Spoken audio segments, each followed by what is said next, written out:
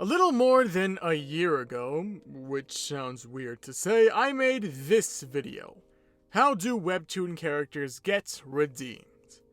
The reason I went down this path was because of Thanatos, the god of death, the sickly gray-looking boy. Thanatos has been around for a while, ever since episode 38. We're now on episode 179 with 3 Fast Pass episodes. We've come a long way, haven't we? Anyways, I began that video with a question based on the events up to that point, and a moment in episode 127. For a reminder, this episode is mainly about Hades confronting Zeus about going after Persephone, making her a fugitive without telling any of them. After Hades and Zeus have a fight and he leaves angrily, we see Theseus go back to the trio and start to celebrate. Everything is going according to plan.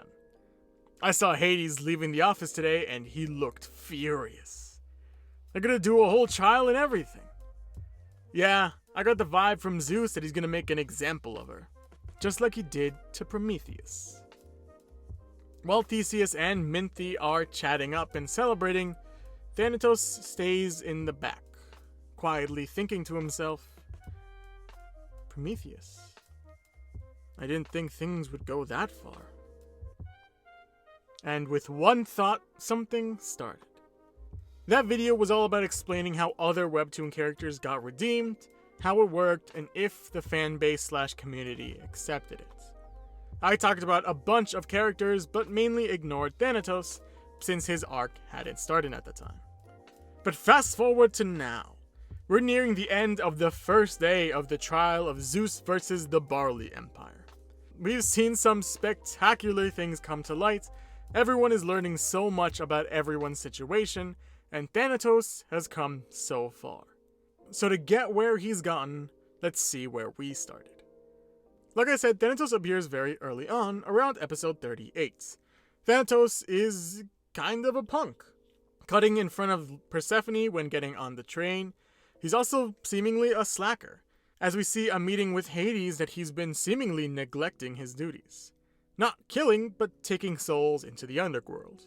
As his quota, what is a soul quota for the god of death? Well, whatever it is, Thanatos wasn't meeting it. He's also apparently a cheat-e? No, that's not the word. Mistress? I don't know how to feel about that. Well, whatever the word is, while Minthy and Hades were in a relationship, putting air quotes around that because I genuinely don't know if that counted as a relationship, but while Minthy and Hades were doing their thing, Minthy and Thanatos were doing some things on the side. We see very clearly that it was a regular thing, as the one time we see it almost happen, no words were exchanged. Just a location, a time, and a reason? That being Thanatos had a bad day. Which actually brings us back to our trio. Thanatos, Minthy, and Theseus. The other group I mentioned were celebrating Persephone's trial, and the reason for that is interesting. These three are kind of our main antagonists alongside Apollo. These three are actively going against our main characters, both Persephone and Hades. Out of the group, Theseus is clearly the leader, and someone who very much deserves her own video.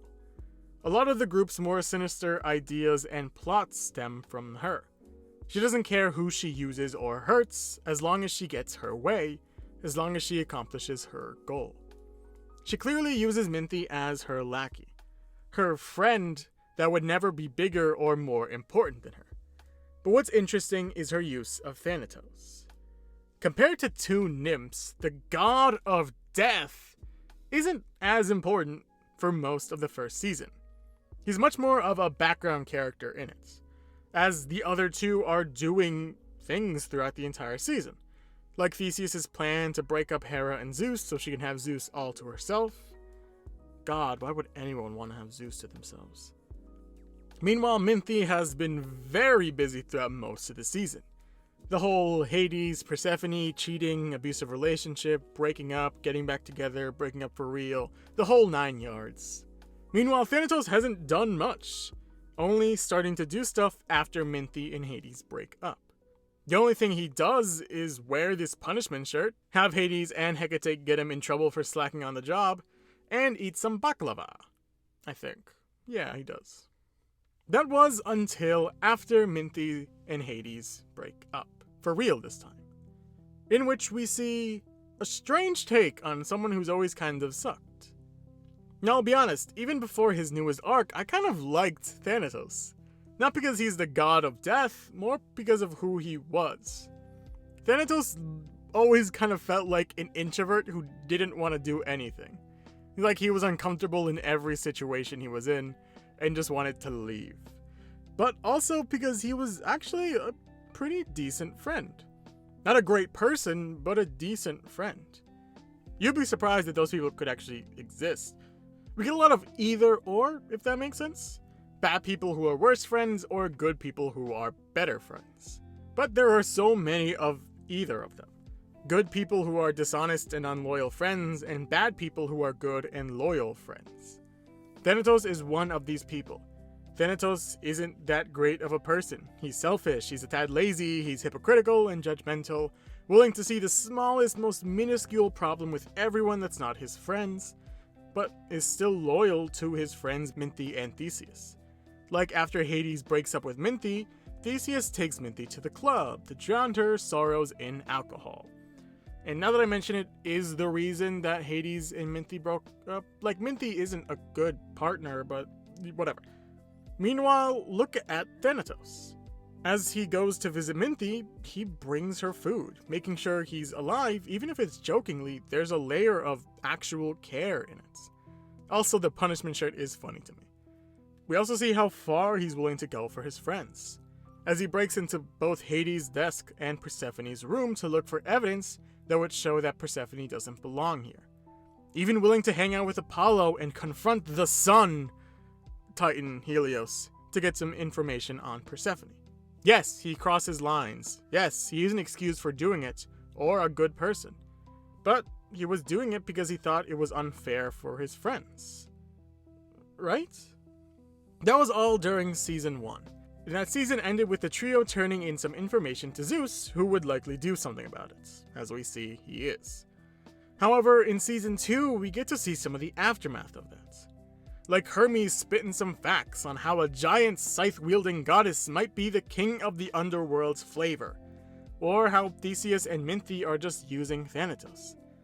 Thanatos starts to see it, and that's when he meets Daphne. Daphne is an interesting character. She's a flower nymph and friends with Persephone. She's also someone who's been involved with Apollo. I'm personally a big fan of Daphne. She's cool, but most importantly, wise enough to make her own judgments, in which we see that she does. She makes the judgment to ditch Apollo while on a date. No one has ever made a smarter decision. Anyway, while making her getaway, she runs into our god of death, who is now questioning why he got in the middle of all this drama.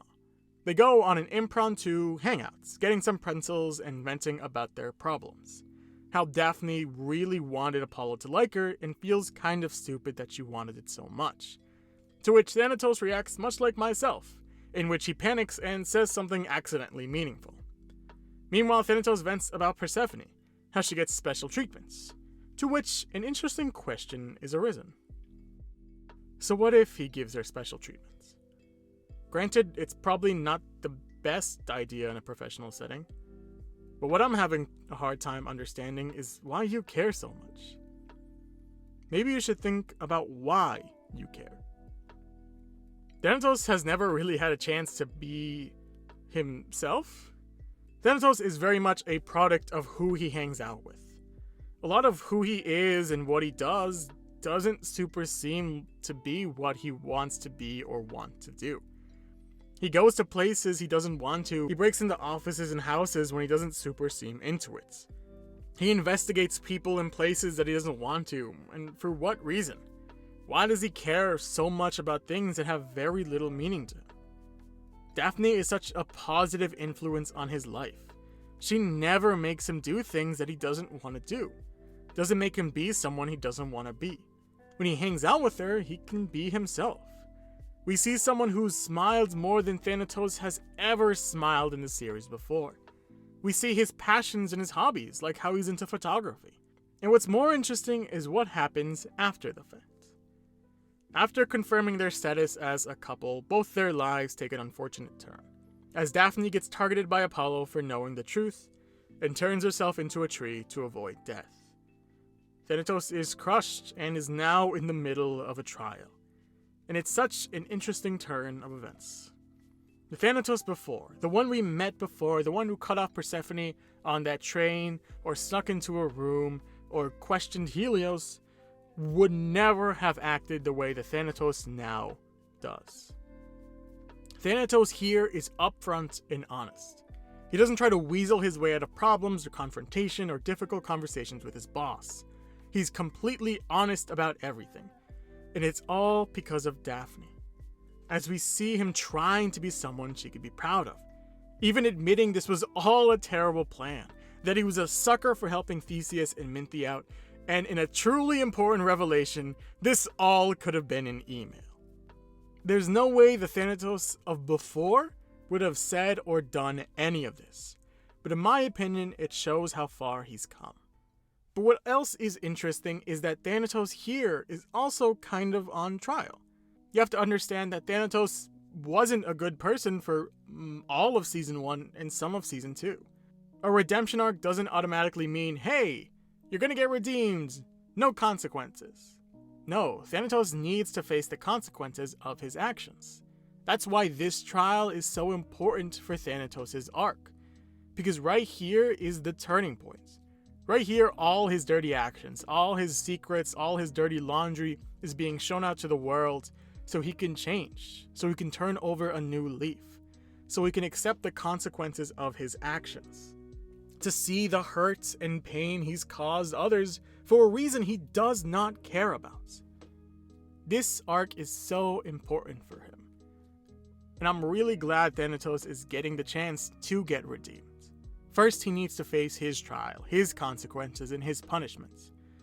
But when he does, I hope he comes out better for it. But that's all for today.